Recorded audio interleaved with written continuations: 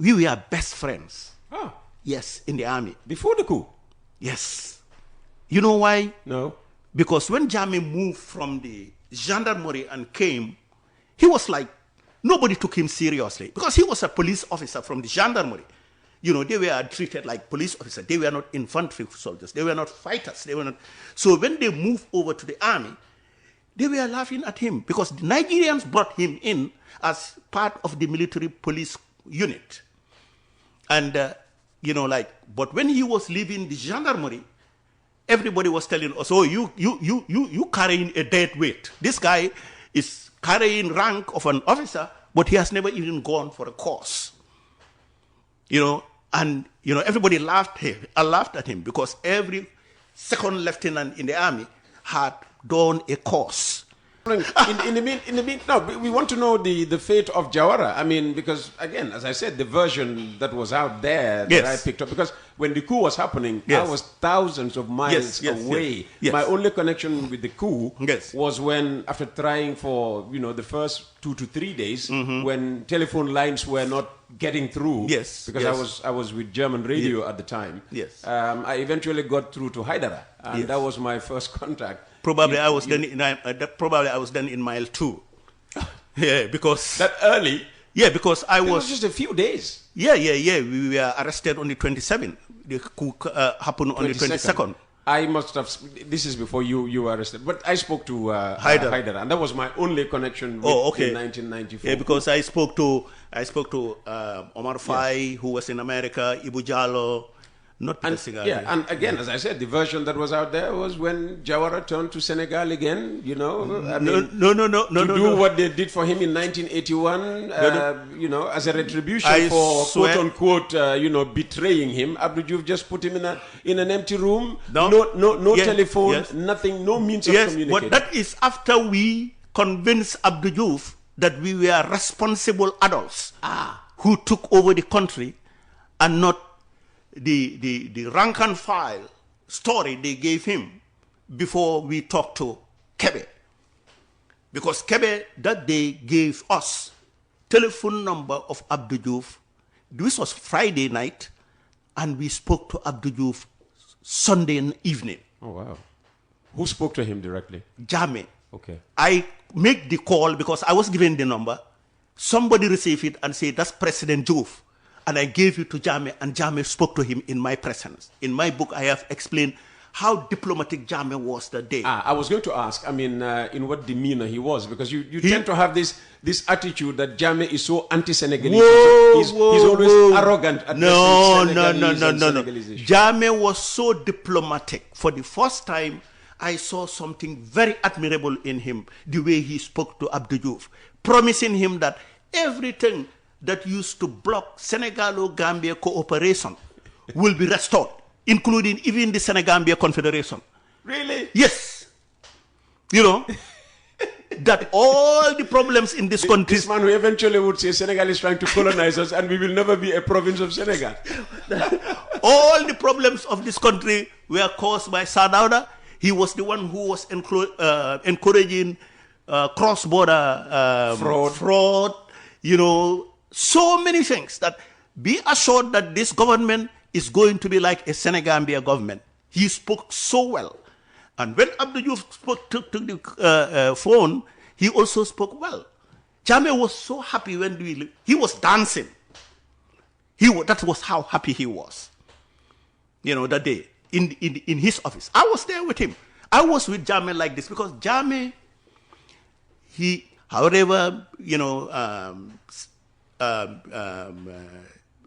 secondary, the course is you have attended a course before you are given the second lieutenant rank. And you're saying Jammeh didn't? Jammeh didn't. He came with a full lieutenant rank and didn't. So at one time... So all what was written about him, especially, in the Independence Anniversary program, he did this, mastered this, he was, best this, best that, that was all made up? Most of them were.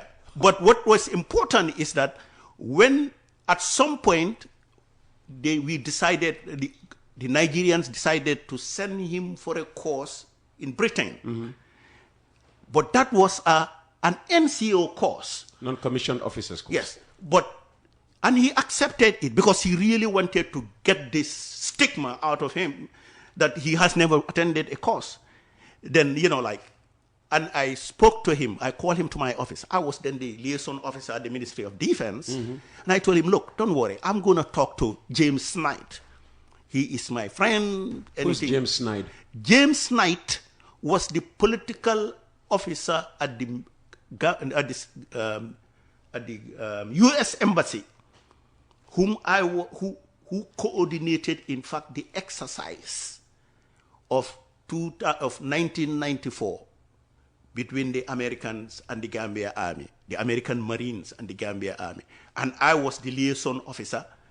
In fact, I even sent M.B. Sarr, Commander M.B. Sarr of the Gambia Navy, to America to escort the ship to bring it to the Gambia 3 months before they arrived.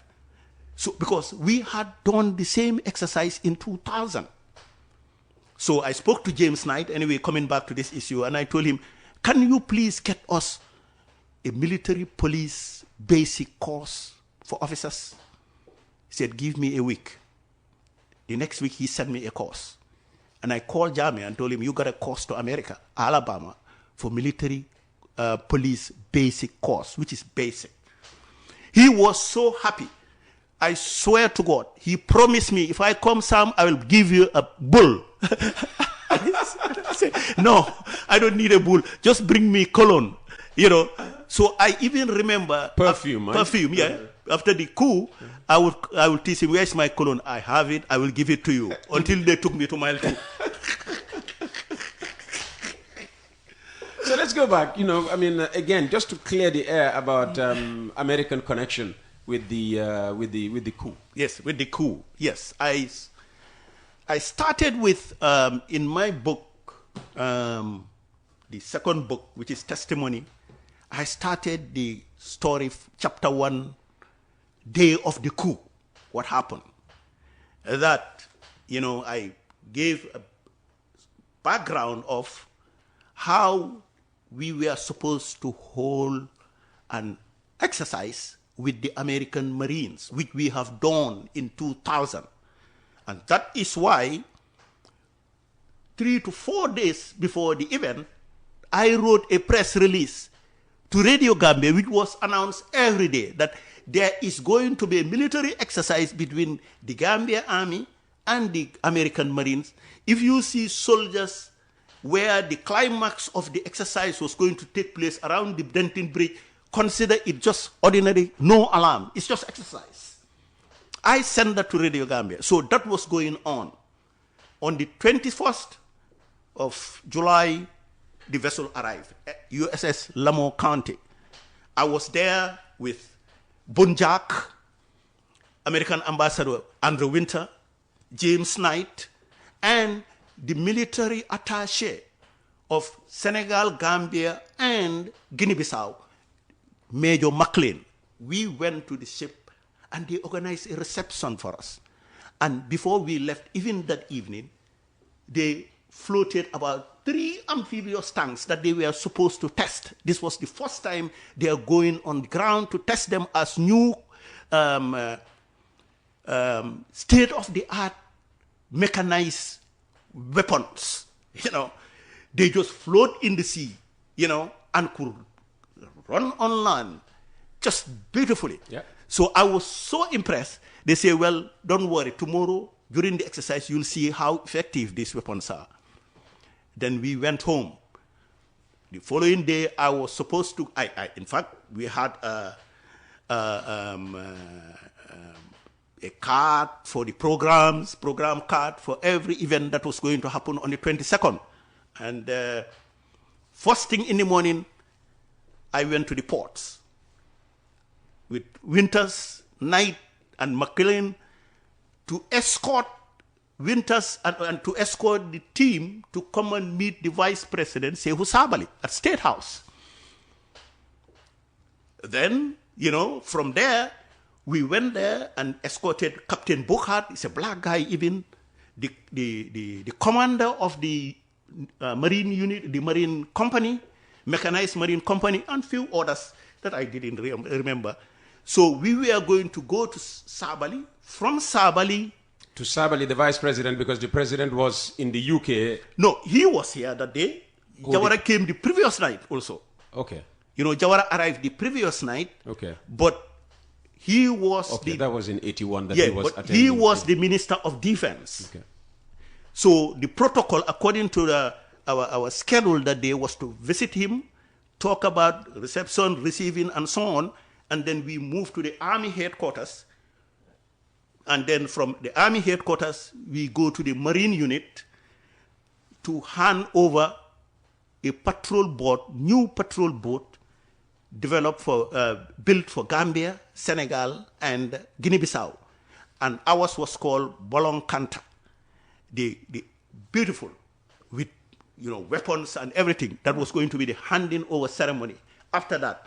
And there was going to be, their band was going to perform at McCarthy Square. And everything was put in place. Hey, soon after we arrived at the State House, this was around 8 o'clock, I saw a very unusual scenario, a very unusual, environment, because I used to work there as liaison officer. I saw soldiers all over in combat uniform with weapons, and all that. And I was like, something is not right. But I thought probably there was going to be a new Chinese ambassador. We had just broken from Taiwan. A new Chinese ambassador from mainland China was to hand over his credentials to Sadauda that morning. So I saw the quarter guard waiting for that ceremony. But while we were going up on the stairs, Captain Kasama, Sadauda's ADC, called me and said, "Hey, Captain Sarr, can I talk to you?" And I was like, "Don't you see?" He was like, "No, you gotta come." I could see the urgency because he knows that I was escorting dignitaries, and insisting for me to go and talk to him must have been very important. So I left them and asked for an excuse, and I walked to Kasama and I asked him, "What happened?" He goes, "Oh, we just got information that the soldiers in Yundum have broken into the armory, armed themselves, and are coming to Banjul to organize a coup." Peter, I was like, you hit me with a rock. You took him seriously? Yes. You didn't doubt him at all? No, I did not. He could not have, said it. I was like, "Why? What are you talking about?" He said, "Yes, that's what happened." I said, "Okay, give me a minute. I am going upstairs with these guys. I'm coming back right away." And then I ran and caught up with these guys. We went, just like we were entering, I found Mr. Bunjak, the permanent secretary, Minister of Defense, at the door. The door was ajar. And then we walked in, and Ambassador Winters went in with these guys. And I turned around to Bunjak and said, "Oh, did you hear?" He said, yeah, we heard. It's all right. We'll handle it. Oh. I said, "No. I mean, this is serious." Then, Ambassador Winter, probably he already knew, because it immediately caught his attention. And he turned around and said, "Oh, what is going on? If there is any emergency, we can go back to the vessel until you settle it." That was a statement from nowhere. So I felt probably he heard about it or knew about it. Well, American intelligence is more sophisticated than Gambian intelligence. Yes. But then, Bukhard, they were about to leave. And then Sehu Sabali insisted, No, gentlemen, come in and sit down. We might need your help." These are his exact words. Which turned out to be prophetic. Yeah, we might need your help. And they sat down, and I went downstairs. And Kasama was still there waiting for me. I said, "Kasama, if it is true that the GNA soldiers have broken into that armory and been at Yundum before I came here and knowing the kind of weapons over there, the state guard cannot resist them. So my best advice is I am going to talk to the Marine unit." And I'm not even, I was not I was at the State House, but the state guard was not very friendly to me. I did not get along very well with them. So I told him, "I'm going to the Marine unit to see whether we can use their heavy weapons." because they have weapons that can match the weapons at Yundum Barracks. He said, okay, go ahead.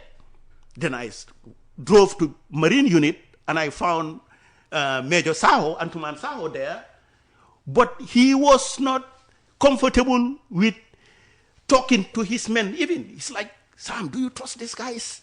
And, I don't think we have those kind of weapons. I told him, look, if we dismount your weapons in your patrol boats and mount them on a vehicle, we can stop anybody coming into Banjul. But he was not very keen about it. And I also knew that the Americans who came the previous day brought us 250 caliber machine guns, which can match any machine gun at Yundum at that time. But like I said, he was like, hey, son, let's just wait. And then, people were calling from everywhere, asking what is going on, and he was explaining. Then I said, I'm not staying here.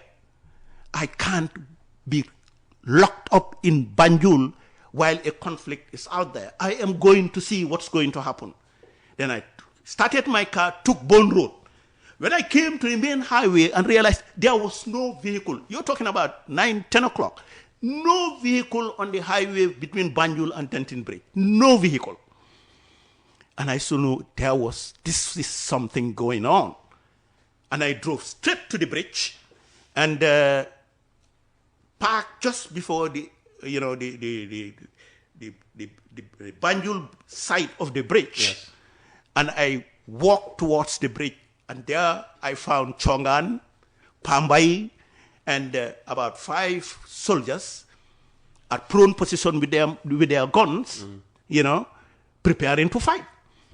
I didn't even know that before I arrived, Chongan had already fired warning shots to the soldiers, telling them, if you try to cross, you are dead, So I came and I told him, what is going on? Sam, when Sona Chisenkai, he every day demonstrates.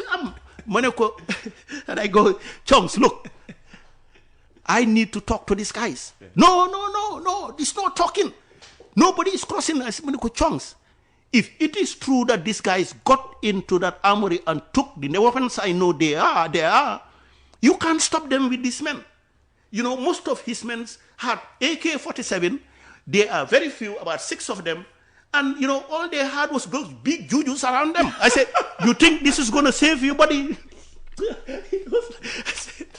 I said, I think we need to suspend it.